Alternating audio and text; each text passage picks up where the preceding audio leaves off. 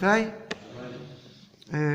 comme on l'a dit maintes et maintes fois, cette année c'est une année spéciale avec la configuration où on a Erev Shabbat Shechal Yod B'Shabbat, Erev Pessah Shechal Yod B'Shabbat, pardon, la veille de Pessah qui tombe Shabbat avec un certain nombre d'incidents. Je voudrais un petit peu approfondir avec vous ce soir un problème qui est connu pour être un problème et voir comment en fait il fonctionne. Alors, en effet, c'est parce que toute la problématique, c'est on rentre dans Shabbat, on n'est pas encore dans Pessah, et de savoir sur quoi on va faire le motzi. Alors, on a déjà parlé de... Bon, l'idéal, c'est d'utiliser des pitotes. Alors, pour le vendredi soir, ça pas de souci. Pour le samedi matin, il faut que ça soit avant 10h40. On a expliqué. Mais je voudrais revenir sur la problématique, et pourquoi pas de la matzah. La matzah blanche, j'entends, la matzah classique. Et la raison qu'on évoque, c'est de dire que celui qui mange la matzah la veille de Pessah, c'est comme si qu'il allait avec sa fiancée dans la maison de son beau-père. C'est-à-dire qu'il allait avec sa fiancée avant le mariage. Et évidemment, ça fait un peu désordre. Surtout que quand on voit que quand on doit manger la matzah, il y a 7 brachot avant. Sheva brachot, comme les Sheva brachot du mariage. Il y a 3 brachot dans le kiddush. Bon, là, on va voir 4, parce qu'il va y avoir sur le ner et l'avdallah en plus. Donc, bon, il y en aura plus que 7. Mais, donc, en tout cas, on a 3 pour dans le kiddush, à Geffen, la bracha du kiddush lui-même et Shechianu, ça dans tous les cas. Cette année, il va y en avoir 2 en plus. Après, on va avoir la bracha de Boré Piradama sur le Karpas. Après, on va voir la bracha, alors il y a plusieurs façons de calculer, mais on peut dire la bracha de Anetiet Adaïm, la bracha de Hamotzi Lechem Naretz et la Chilat Matzah. Alors, il y en a qui vont enlever Anetiet Adaïm et vont mettre Gal Israël, qui est à la fin de la première partie de la Haggadah. C'est aussi une possibilité. Enfin, il y a plusieurs. En tout cas, il y a Sheva Brachot. Ma problématique est de savoir pourquoi il est interdit de manger la matzah veille de Pessah. C'est comme si qu'il a... Bon, d'accord. Mais pourquoi? Alors, en fait, le principe, c'est qu'à chaque fois que vous avez une ouverture, vous avez une fermeture. Une fermeture, une ouverture. C'est-à-dire que quand il y a un mariage, il y a une autorisation pour le marié et la mariée de se marier ensemble, mais leur autorisation de se marier ensemble engendre des interdits de mariage autour d'eux. C'est-à-dire, la mariée, à partir du moment où elle va se marier, elle ne peut plus se marier avec un autre homme, mais pas seulement.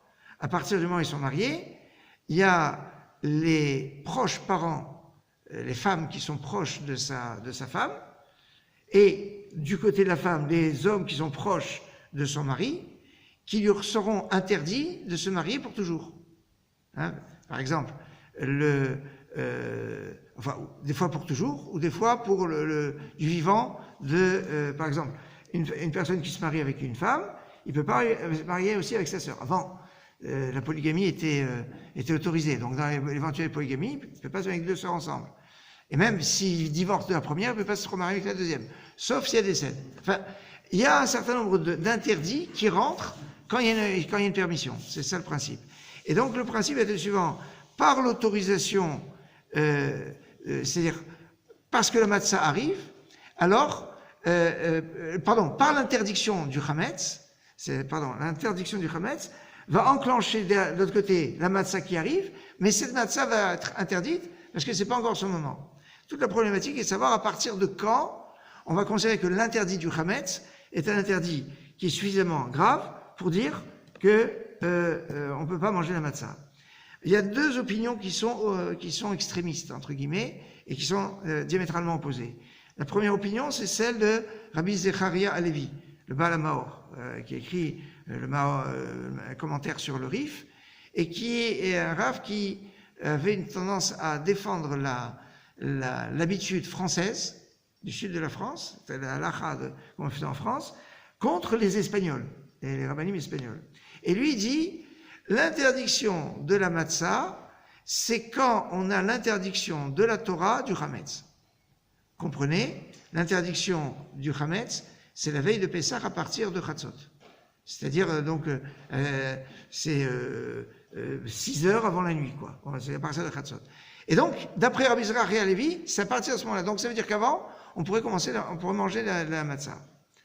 À l'opposé de son opinion, il y a le Ramban, Nachmanide, grand maître donc espagnol. Lui, il dit non. À partir du moment où on fait la bdikat Hametz, on recherche le Hametz, on est dans la perspective d'enlever le Hametz. Cette perspective d'enlever le Hametz, ça enclenche l'interdiction de manger la matzah. Et donc, la mitzvah de la bdikat Hametz, c'est la veille au soir. Alors, quand on est le vendredi soir, on l'a déjà fait la veille. Donc, ça veut dire, d'après le Ramban, peut-être il faudrait déjà interdire de manger la matzah depuis déjà jeudi soir. Enfin, d'une façon générale, c'est le soir où on fait la bdika que commence l'interdiction. Donc, pour le Ramban, l'interdiction de consommer de la matzah, c'est à partir du 14 Nissan à la nuit. Ça, c'est l'opinion du Ramban. Face à ces deux opinions qui sont, l'une c'est depuis la veille au soir, l'autre c'est depuis dans l'après-midi, à partir de l'après-midi, on va voir l'opinion du Rambam, du Rif, enfin et ce qui est en général retenu à la halakha, qui est de dire on va faire une cote maltaïa entre les deux. Et on va interdire à partir du matin du 14 Nissan. C'est-à-dire le jour où on a l'interdiction de consommer du Hametz, mais pas à partir de l'heure. C'est le jour, et donc ce sera interdit depuis le matin. C'est ce qu'on retient à la halakha. Alors, ce qu'on retient à la halakha, c'est que ce qui est interdit minadine de manger la matzah, c'est, on va dire, le jour de Shabbat, samedi. Ça veut dire que vendredi soir, d'après le Rambam, et à la halakha on peut tenir comme ça, on pourrait manger la matzah blanche. On pourrait faire le motzi dessus, puisqu'on n'a pas d'autre... c'est le pain du moment. Donc, d'après le din, on pourrait. Je ne conseille pas. Et la plupart des poskim disent que c'est mieux... Alors, soit de faire, enfin, le mieux, comme on l'a déjà dit, c'est d'utiliser des pitotes, de faire le motzi sur du vrai chametz.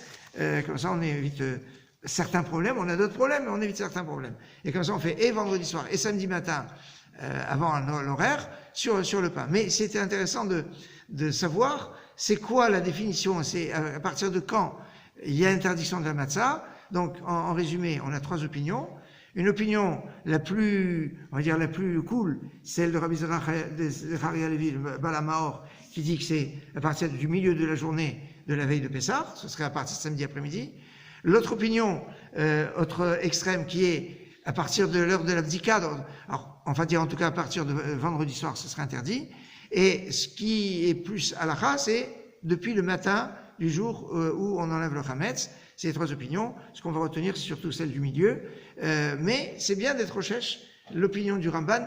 En général, je connais personne qui fait comme le Baal HaMaor, qui va autoriser de manger de la matzah jusqu'à la 6e heure, de la veille de Pessah. Excellente soirée.